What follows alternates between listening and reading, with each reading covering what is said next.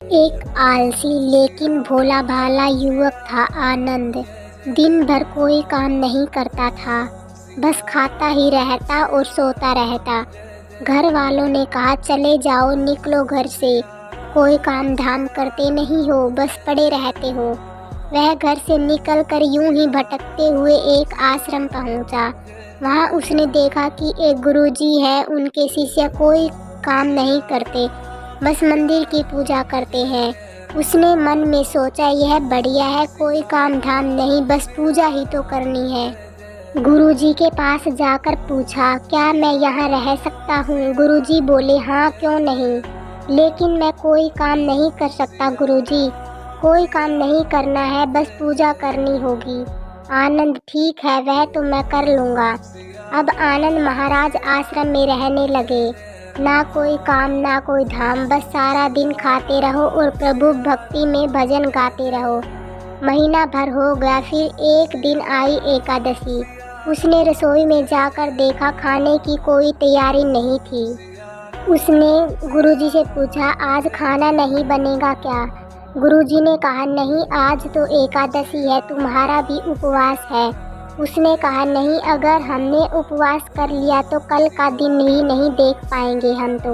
हम नहीं कर सकते उपवास, हमें तो भूख लगती है, आपने पहले क्यों नहीं बताया? गुरुजी ने कहा ठीक है, तुम ना करो उपवास, पर खाना भी तुम्हारे लिए कोई और नहीं बनाएगा, तुम खुद बना लो। मरता क्या न करता, गया रसोई में। गुरुजी फिर आए, देखो अगर तुम खाना बना लो तो राम जी को भोग जरूर लगा लेना, और नदी के उस पार जाकर बना लो रसोई। ठीक है। लकड़ी, आटा, तेल, घी, सब्जी लेकर आनंद महाराज चले गए। जैसे तैसा खाना भी बनाया। खाने लगा तो याद आया गुरुजी ने कहा था कि राम जी को भोग लगाना है। वह भजन गाने लगा, आओ मेरे राम जी भोग लगाओ जी, प्रभु राम आइए, श्री राम आइए, मेरे भोजन का भोग लगाइए। कोई ना आया तो बेचैन हो गया कि यहाँ तो भूख लग रही है और राम जी आ ही नहीं रहे। भोला मानस जानता नहीं था कि प्रभु साक्षात तो आएंगे नहीं, पर गुरुजी की बात मानना जरूरी है। फिर उसने कहा देखो प्रभु राम जी, मैं समझ गया कि आप क्यों नहीं आ रहे हैं। मैंने रूखा सूखा बनाया है और आपको तर माल खाने की आदत है, इसलिए नहीं आ रहे हैं। तो सुनो प्रभु, आज वहाँ भी कुछ नहीं बना है, सबकी एकादशी है, खाना हो तो यह भोग ही खा लो। श्री राम अपने भक्त की सरलता पर बड़े मुस्कुराए और माता सीता के साथ प्रकट हो गए। भक्त असमंजस में, गुरुजी ने तो कहा था कि राम जी आएंगे, पर यहाँ तो माता सीता भी आई है और मैंने तो भोजन बस 2 लोगों का बनाया है। चलो कोई बात नहीं, आज इन्हें ही खिला देते हैं। बोला प्रभु मैं भूखा रह गया, लेकिन मुझे आप दोनों को देखकर बड़ा अच्छा लग रहा है, लेकिन अगली एकादशी पर ऐसा न करना, पहले बता देना कि कितने जन आ रहे हैं, और हाँ थोड़ा जल्दी आ जाना। राम जी उसकी बात पर बड़े मुग्धित हुए, प्रसाद ग्रहण करके चले गए। अगली एकादशी तक यह भोला मानस सब भूल गया। उसे लगा प्रभु ऐसे ही आते होंगे और प्रसाद ग्रहण करते होंगे। फिर एकादशी आए। गुरुजी से कहा मैं चला अपना खाना बनाने, पर गुरुजी थोड़ा ज़्यादा अनाज लगेगा, वहाँ 2 लोग आते हैं। गुरुजी मुस्कुराए, भूख के मारे बावला है, ठीक है ले जा और अनाज ले जा। अब की बार उसने 3 लोगों का खाना बनाया। फिर गुहार लगाई, प्रभु राम आइए, सीताराम आइए, मेरे भोजन का भोग लगाइए। प्रभु की महिमा भी निराली है, भक्त के साथ कौतुक करने में उन्हें भी बड़ा मजा आता है। इस बार वे अपने भाई लक्ष्मण, भरत, शत्रुघ्न और हनुमान जी को लेकर आ गए। भक्त को चक्कर आ गए, यह क्या हुआ, एक का भोजन बनाया तो 2 आए, आज 2 का खाना ज़्यादा बनाया तो पूरा खानदान आ गया, लगता है आज भी भूखा ही रहना पड़ेगा। सबको भोजन लगाया और बैठे बैठे देखता रहा, अनजाने ही उसकी भी एकादशी हो गई। फिर अगली एकादशी आने से पहले गुरुजी से कहा, गुरुजी ये आपके प्रभु राम जी अकेले क्यों नहीं आते? आते हैं हर बार, कितने सारे लोग ले आते हैं, इस बार अनाज ज़्यादा देना। गुरुजी को लगा कहीं यह अनाज बेचता तो नहीं, देखना पड़ेगा जाकर।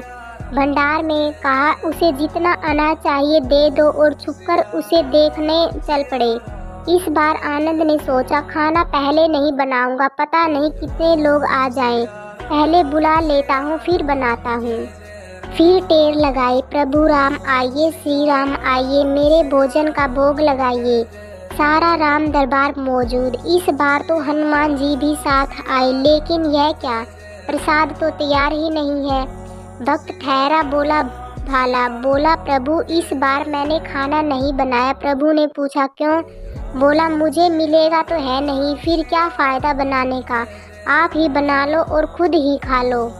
राम जी मुस्कुराए, सीता माता भी गदगद हो गई उसके मासूम जवाब से। लक्ष्मण जी बोले क्या करें प्रभु? प्रभु बोले भक्त की इच्छा है पूरी तो करनी पड़ेगी, चलो लग जाओ काम पे। लक्ष्मण जी ने लकड़ी उठाई, माता सीता आटा सानने लगी। भक्त एक तरफ बैठकर देखता रहा। माता सीता रसोई बना रही थी तो कई ऋषि मुनि यक्ष गंधर्व प्रसाद लेने आने लगे। इधर गुरुजी ने देखा खाना तो बना नहीं, भक्त एक कोने में बैठा है। पूछा बेटा क्या बात है, खाना क्यों नहीं बनाया? भक्त बोला अच्छा क्या गुरुजी आप आ गए, देखिए कितने लोग आते हैं प्रभु के साथ। गुरुजी बोले मुझे तो कुछ नहीं दिख रहा तुम्हारे और अनाज के सिवा। भक्त ने माथा पकड़ लिया, एक तो इतनी मेहनत करवाते हैं प्रभु, भूखा भी रखते हैं और ऊपर से गुरुजी को दिख भी नहीं रहे, यह और बड़ी मुसीबत है। प्रभु से कहा आप गुरुजी को क्यों नहीं दिख रहे हैं?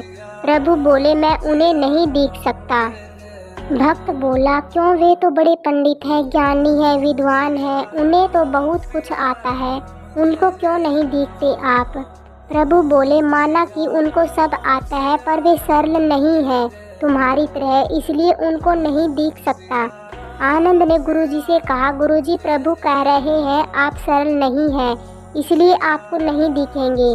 गुरुजी रोने लगे, वाकई मैंने सब कुछ पाया पर सरलता नहीं पा सका तुम्हारी तरह, और प्रभु तो मन ही की सरलता से ही मिलते हैं।